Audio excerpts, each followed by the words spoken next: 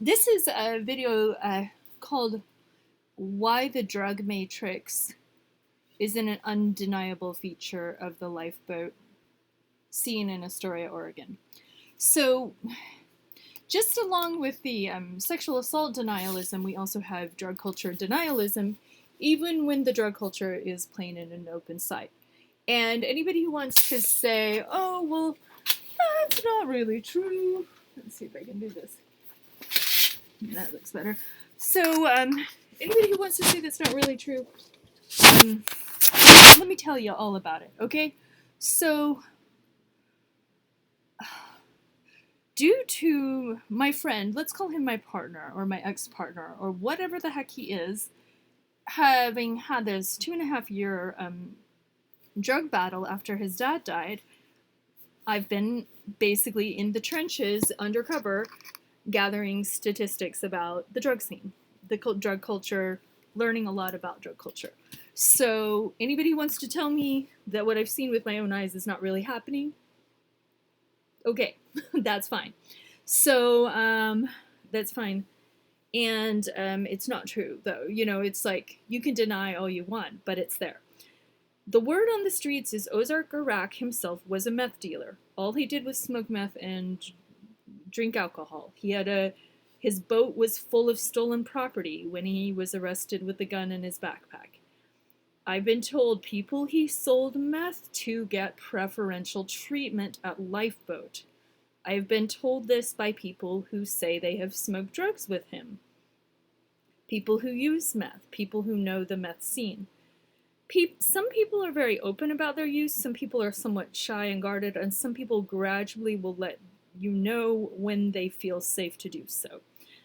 People I know I think because drug dealer is such a stigmatized term, let's just call it drug distributor. Kind of like in promotional marketing, if you're passing out Cliff Bars to promote the Cliff Bar Company, let's just call it distributor. So we can just destigmatize it and make sure people don't feel persecuted. But people I have met who have openly talked about the drug, let's just go through a list. Okay, Chris Cowan, open meth trafficker, not even hiding it, openly can talk about it. Girlfriend died from drinking liquid meth.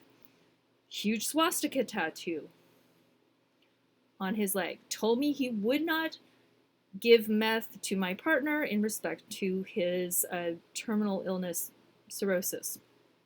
Okay? That's a nice meth dealer from California. Kind of open and easy to talk to other than the Holocaust denial.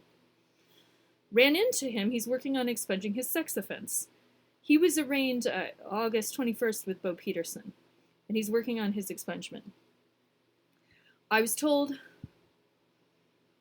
by my friend that Griffin is a meth dealer. I've asked him. He will admit to using. People who he injects meth with will tell me that he injects meth. I see him doing rounds similar to a distributor of some type of product. I've been told he had guns, machetes, Chinese stars, needles. Why does he never get in any trouble? Like, what's going on with that? Corey Quint walks down the road, gets screamed at by the fentanyl. You got some blues! Hey, Corey, you got some blues? Malachi told me Corey Quint was a meth dealer at the end of 2021 when he was trying to make the moves on me. Like super glommed onto me, probably high off his gourd, and I didn't even realize it. Because I'm such a novice at the meth culture, right? The meth boat culture. Okay, who else? Monkey, I've literally seen hand like a baggie over to George in front of Lifeboat. Monkey, let's say Monkey distributes the meth when he has it. Okay, the when he has it aspect, maybe, because I don't really know how this works. Like, some people are hardcore dealers, some people are like slinging it, some people do it all the time, some people do it sometimes. Okay, so Malachi told me Corey. I've been told Malachi's told me to my face that he hooked everybody up with the meth, right? Like, as if I'm going to be like, oh, thanks, Malachi. Malachi, I think, may be still in jail. Malachi, who assaulted numerous female friends, or like tried to assault my homeless women friends, okay? That guy had swastikas on his kayak. Ozark and Aaron didn't want to talk about his swastikas he was holding outside the lifeboat facility on his kayak paddle.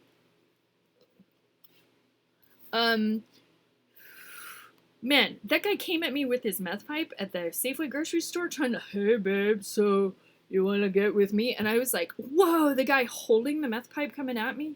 Whoa, that's a new one. Okay, so, let's see, let's go back into the pantheon of meth boat distributors. Who else do we have? We have, okay, so this cute little guy. See, the fentanyl dealer guy, he's a Leo, he's got brown hair, he's really smart about the Ukraine war. I was just like, I love it when addicts are just like geniuses and you like want to cherish how smart they are and they're so interesting to talk to, but he's straight up holding his fentanyl stuff. Christian holding his fentanyl stuff. Christoph openly talks about meth. He calls it meth as if that's like a funny pun. He likes to talk about the meth. And he's very emaciated. Hope he's still alive. Oh my god, I worry about that guy. Don't know that he's in the dealer range. Monkey handing off the drugs. I literally, after that incident where he handed off the drugs, I was like, approached him in the park and or outside the park, I'm handing out sandwiches because Lifeboat's always like taking these vacations. So I used to try to kind of fill the gaps and like take some food bank food down to the poor.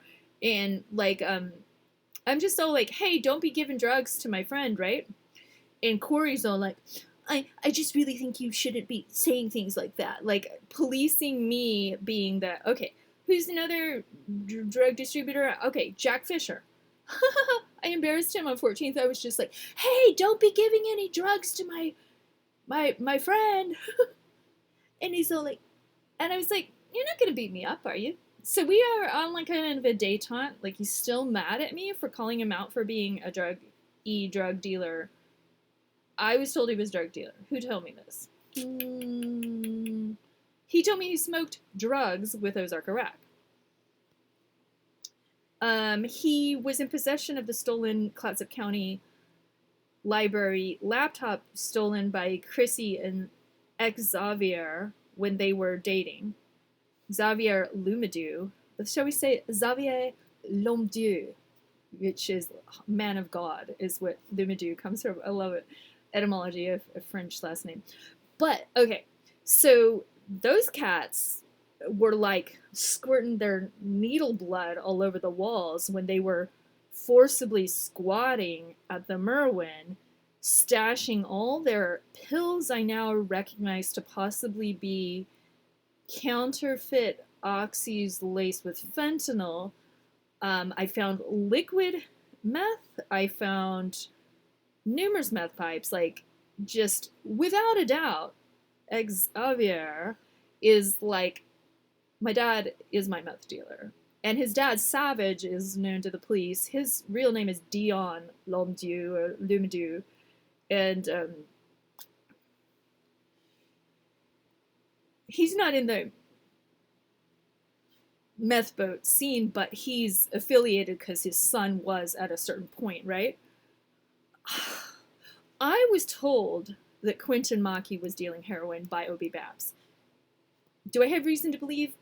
Not necessarily, but however, I saw what was possibly meth-intoxicated psychotic behavior from Mr. Nicholas, aka Quentin Maki. Okay? I have seen him numerous times with his little Tupperware full of weed, rolling joints to take over to the homeless, to smoke in front of Godfather books. To me, weed, no big deal, California, whatever. But it's like this whole fentanyl scene. So, like, Diana's come and gone. She's probably in Longview or Portland or dead again. She died and was Narcan back to life July 20th. Rest in peace. If she is so, I do miss her. This is her ring. What I love about that girl is she's so damn open and honest about all her dealings. And every time Corey walks by, she's willing to put me under the gun of being around creepy hand around the throat drug dealer guy because all she wants is drugs. And the last time I saw her, I just walked away. Or Yeah, and then the next time I just barely say hi because her thing is always going to be glommed onto her drug dealer no matter what kind of pervert or predator he is, okay? So, okay, let's go back to our basic. Okay, Cody no longer in the business. I don't know where he went, back to Hillsborough or something. Tall, kind of burly, brown hair, glasses. I gave him some cool tennis shoes I found. I was told he was one of the meth distributors of Lifeboat. I had a talk with him. I'm like, because my point was like to go down each and every list of all the meth dealers of Lifeboat and have a personal intervention with them about how they were personally effing up my life by keeping my loved one addicted and keeping control of his paycheck by keeping him in this drug cycle. Cody got Sheila all messed up, supposedly. Okay. Okay. Then we're back to Terry. Terry is the one of the first guys who was talking with me about how much fentanyl is laced into the meth, that the meth makes you fall asleep, like over a year ago, and how he was, does a little meth, but he's into the pain relief. He has really bad back problems. He's this old National Guard fisherman dude who is just whacked on fentanyl to the point that he's just like a clammy, shaky mess all the time and jonesing. And then I've seen him basically walk my partner to the ATM demanding money on payday. Not cool dude. And he hangs with Corey. Oh yeah, and there's Nathan who's openly like, yeah, I gave him the meth.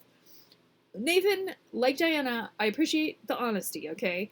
Nathan is gorgeous, so yeah, his good looks like triumph over everything, right? No, but like his flagrant meth dealing, he's just standing in front of Lifeboat. Y'all want some meth? Like, love, do you want some apples? A pound of apples, love. No, so at one point, my partner had stolen an old cell phone. I'm alerting Nathan to the problem, and then he's all like, hey, I'll give you some meth if you give her back her phone. Okay? So Nathan got kicked out for the more flagrant, because it's like, it's okay if you're a drug dealer, but just don't be that flagrant, okay? At Lifeboat. So, let's see, who else do we have in the meth scene? I've been told repeatedly that Jimmy Han, it's Hahn. I always think it's like Khan, but it's Han, like I think that means German for like a chicken or something. I don't know. Jimmy, Rick's little brother, who's kind of like, he's a Libra. He hates patchouli. He's like tried to grope my friend walking down the street, and then had like to the point where she has to call the police and be like, can you get this guy to stop trying to attack me? Okay, Jimmy, who's like come at me with his shirt off, twisting his nipple like at the Surging Waves Park, or Jimmy, who's like one day at the river, who's all like, if you ever want to have a naked massage, or I'll give you a naked massage, or you can give me a naked massage, something gross. And I was just like, okay, Jimmy, nah. And what I was told about the Jimmy Rick dynamic is that, what was it? Rick would give, Jimmy had just punched Sierra.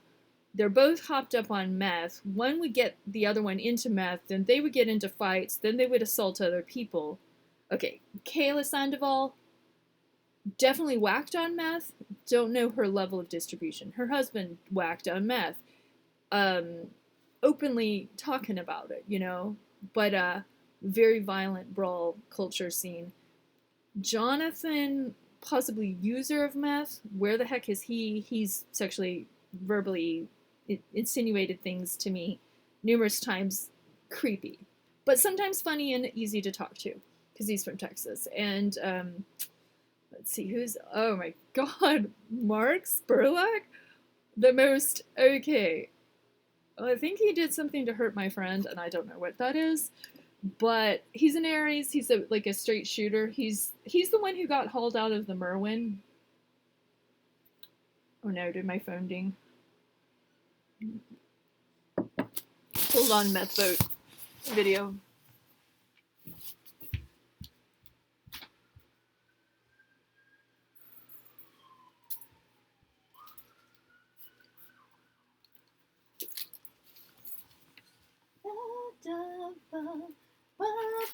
Walking down Alameda, Okay, so Mark got hauled out of the Merwin, thrown out, and then the chick who dated him or like let him conduct his drug dealing operation from the Merwin proceeded to date like two more dealers, including what is like the pickup truck dude who would like hover his Washington plate pickup truck in front of the library, meeting all his clients to dish the dope in front of the Astoria library, okay?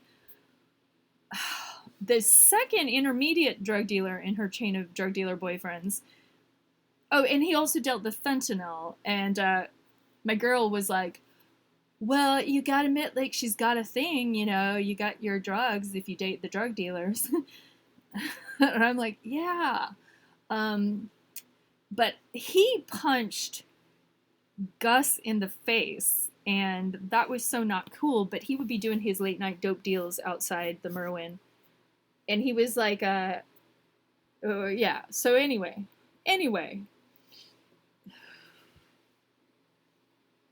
I was told by the manager of the Merwin there was a heroin dealer, and then one day I was like, blah blah blah blah blah, the meth dealer, and they were like, but which one?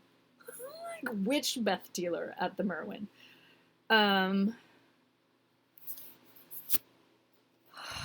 And then any attempts to like report the meth fumes getting really heavy and scary down the this like air tunnel air shaft thing. Oh, nothing ever happened with that. You know, it just gets to the point that like the police lost the drug war. They're not planning on fighting it, and it's over. So welcome to the zombie apocalypse. Like, let's get back to the main subject, which is drug dealers associated with the lifeboat scene, or distributors, shall we say? Distributors, meth distributors. Who else and what do I know? Let me think. Well, Louis is dead. God rest his soul. He got hit by a car. It's just so damn sad. And you see him nodding off. The last time I spoke to him, I said, "Hey, Louis, I keep hearing there's some really bad fentanyl going around. I just want you to be really careful and not get any bad dope." And he kind of looked at me all like glazed over, like, "Whoa, you're actually saying I'm a cool enough person not to be dead?" And like, he got it that I was saying you're a worthwhile person. Like, you don't need to go. And one time I told him he was handsome. We were standing outside the queer center, which evidently Blair Henningsgaard is on the board after the restructure with the lawsuit, and the harbor director is on the board also. Yeah. So, I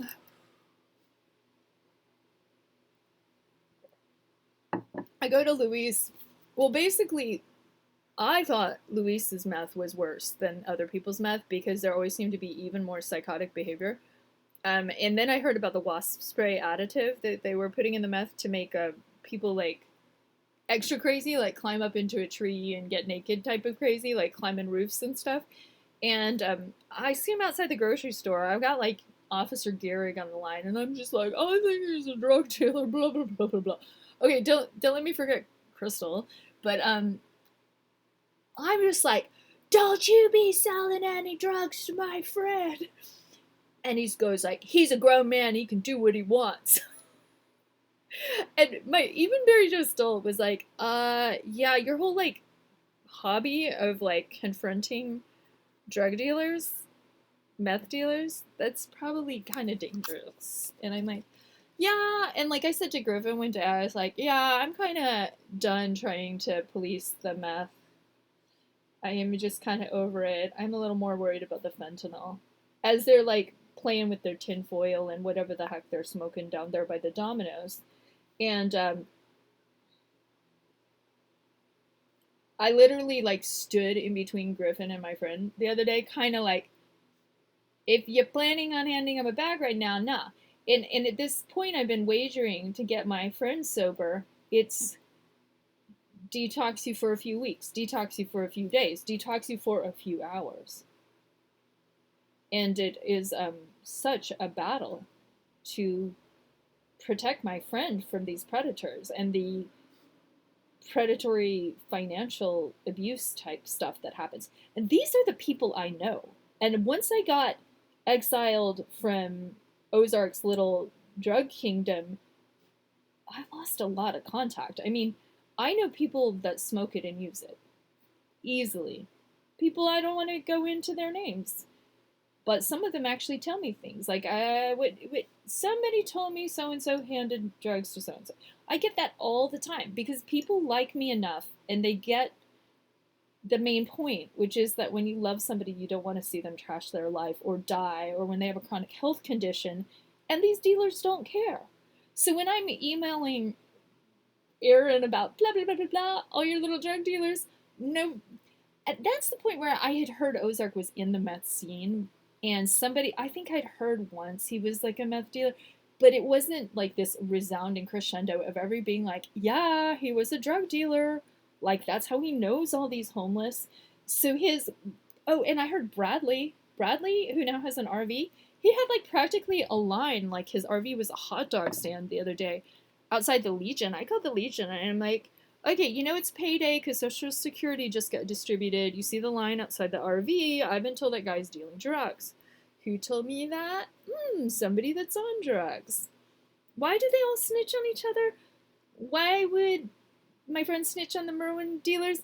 I think the thing is like, and Mark Spurlock is the one who told me Ozark almost raped his girlfriend or was trying to rip her pants down and call it a magic trick, and that she was terrified of him and that he came over and was like, I'm going to beat you up, or threatened to beat him up, or I'm going to drag you out of this tent.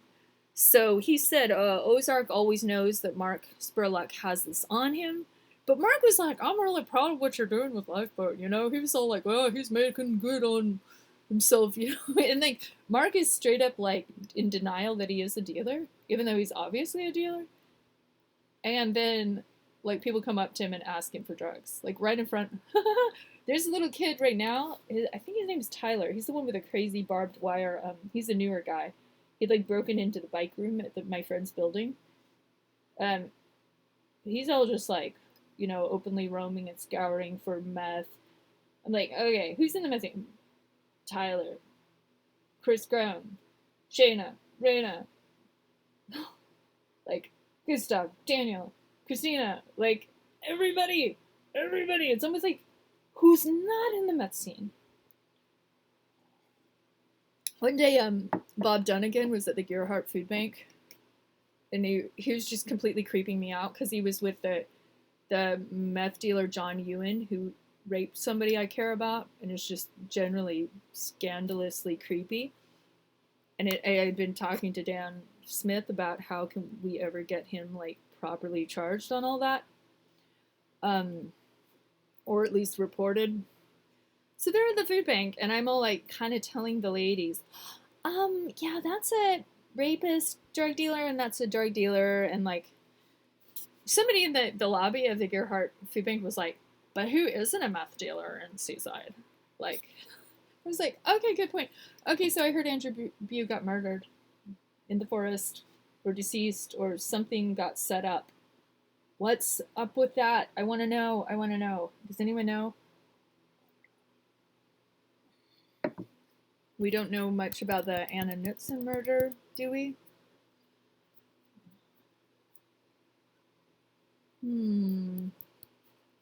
So yeah, this is like the little drug scene going on there. And what one could argue is that numerous people I've talked to,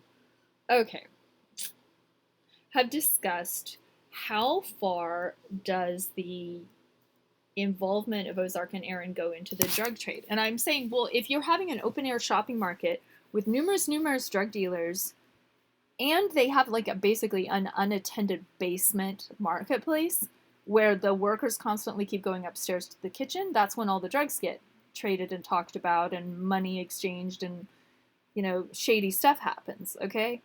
So they don't have full-time monitors down there. It's just a little pit, like a little snake pit. And it doesn't really matter if Ozark is involved in the trafficking, like Ray Graves trafficking meth in on his boat.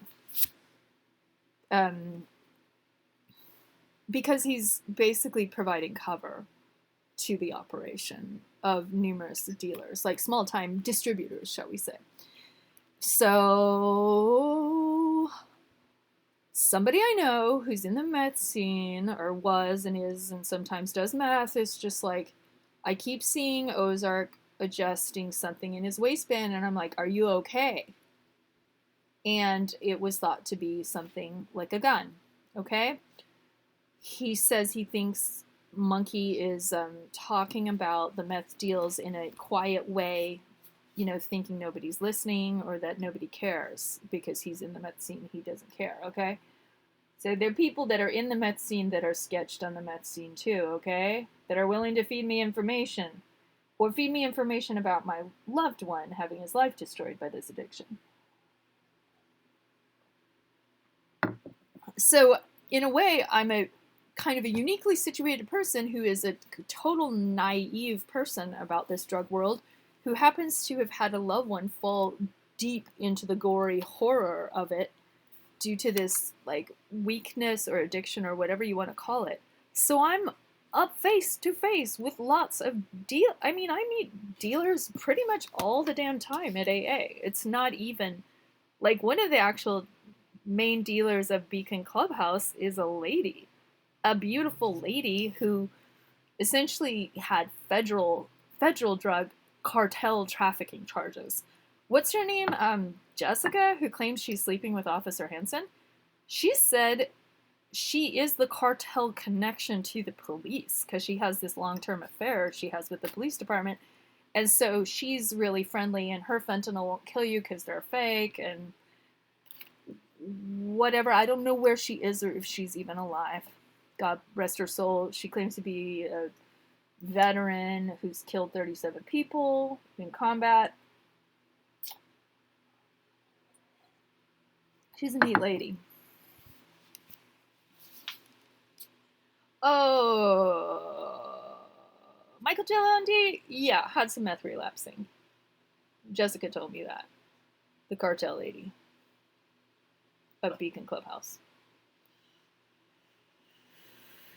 How much is Lifeboat being used as a front organization to move drugs into the community? Well, if you lure a bunch of disabled people with pensions and you lure a bunch of drug dealers, what's going to happen? The people with pensions are going to get swindled by the drug dealers.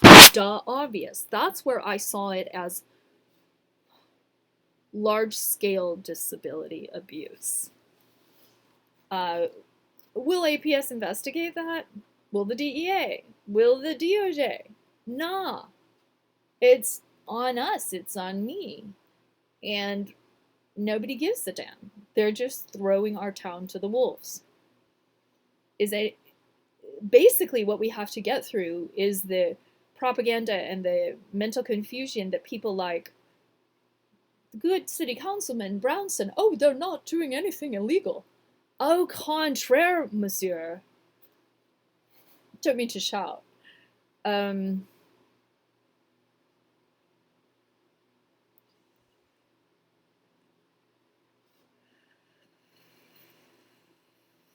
Somebody else told me Ozark's recently been smoking meth. Somebody else told me, oh, we went over to Ozark and Aaron's house and they were both smoking meth. Somebody told me Aaron only likes pot and Ozark likes meth. Somebody told me Monkey's back on the meth. Two people have told me that Ozark is packing, again, a gun. Okay? Why do they tell me this?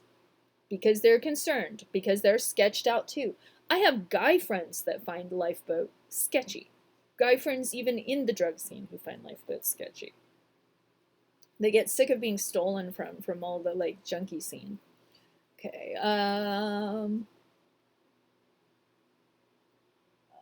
Stony fentanyl scene, sure. Who's in fentanyl versus meth, or just meth and fentanyl? I've heard Jules is in the fentanyl scene. Jose, so far as I know, is mostly into pot, but sometimes into meth. He's welcome. Monkey and Monica are like, don't feed her. Because I'm not down with the drug scene, right? Or because I'm not down with the sexual harassment scene, or the neo-Nazi scene, or whatever. Roy had a Hitler mustache and was popping Sieg Heils and giving speeches about how much he loves Hitler down at the frickin' lifeboat. That's not a problem because people view him as cognitively disabled or special. But it is a problem if people are feeling discriminated, right?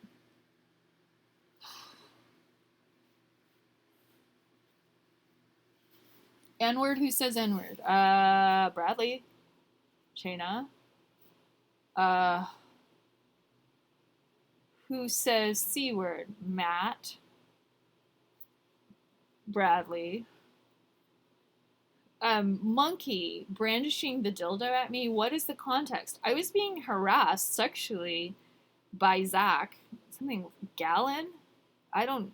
He's like a first name I don't know and a last name I don't know, but Zach's his middle name. We all know him as Zach, who used to date Jules, who punched out her teeth, okay? Big, burly, creepy sexual harasser dude sexually harassing me. Monkey pulls out a giant black dildo. He's like, is it this big?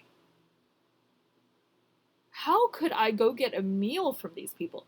One day I see Monkey on the road. He just starts going, like laughing. I mean, like, are you high?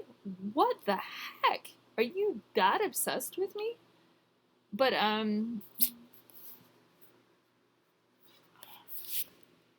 this chick he used to date, Ozark, said all he does is smoke meth and drink.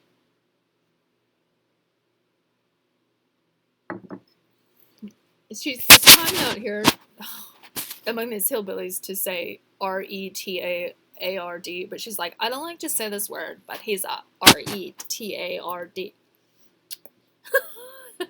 And I'm just like, oh, okay. I mean, like, common understanding being, well. I guess that was just a little tour of the meth apocalypse. If anybody needs some drugs, you can probably go down to the tower, the river behind the dialysis center or the DHS building. You can probably go down to Lifeboat and find some right now, or around any of the corners around Lifeboat. And the Measure 110 and decriminalization of drugs does not mean you have to federally, or does it? Is that what, like, they call it, what is it, like, it's like this high amount of tolerance everybody's supposed to have for the drug scene? What is that, low barrier? Does low barrier mean you have to have all drug dealers under one roof and anyone who complains is the problem? Is that where an exclusion policy should lie? God, I'm so ugly. I look like my dad. But anyway, Dad, no offense, but it just looks better on a dude.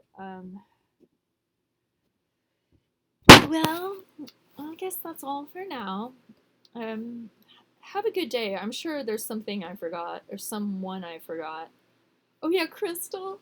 Crystal's just like blazing up the fentanyl the last days before the eviction when the squat situation had gone so out of control. Because, like, basically, I'm a recovering pro bono housekeeper, undercover spy in the drug war, cleaning up after the meth apocalypse that Lifeboat is perpetrating on my loved one. Sure, yeah, he is the addict, and he is a participant to a certain level that he is capable and cognizant. But this predatory drug scene, I mean, they deliver the meth to your door like a pizza. It is creepy as hell. I'm so glad he's out of the Merwin. It's just like a dangerous hellhole over there. I hope it's getting better. Like, literally, my friend who lives there now is like, oh my god, the fentanyl blowing down the hallway. And then my friend in Portland, at his Central City Concern building, is just like, there's so much fentanyl in the hallway. So this is a problem. So if we're going to have Measure 110, where do normal, everyday citizens have the right to breathe clean air and not have to breathe drug smoke? I think that's an issue. Is there any way to make me look better? Oh my god. Ugh. Yuck. That gigantic forehead. Isn't that weird? Brenda likes it. She likes my big nose too.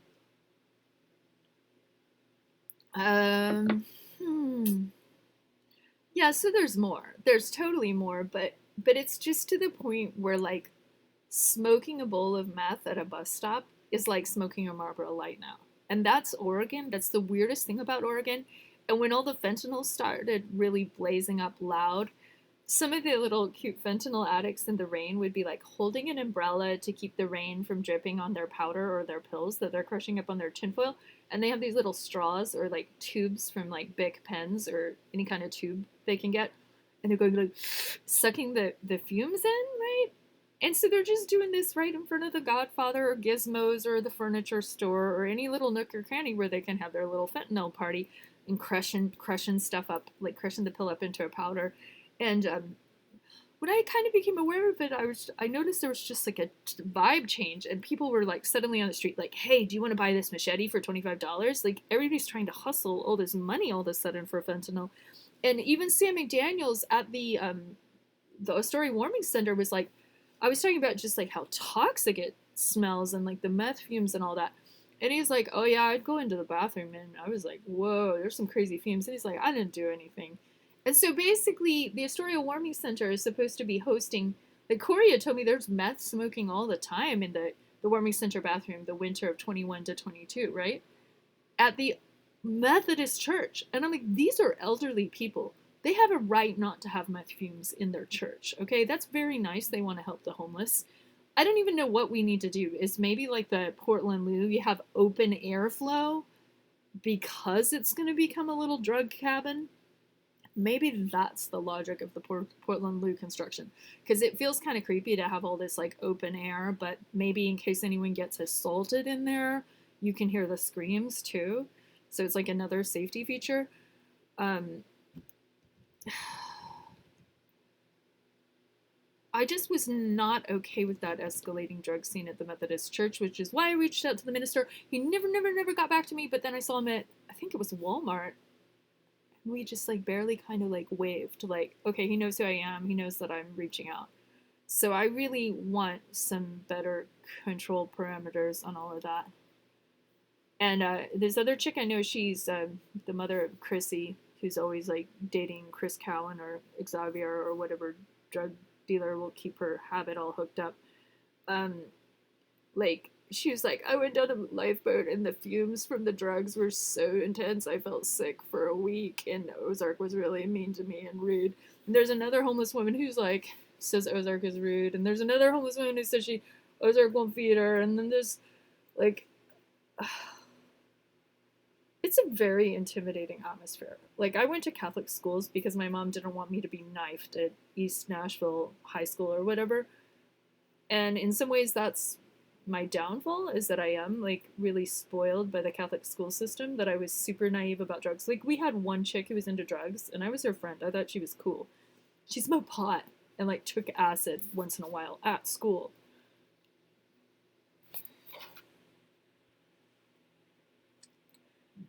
So that's all. See you in court, everybody.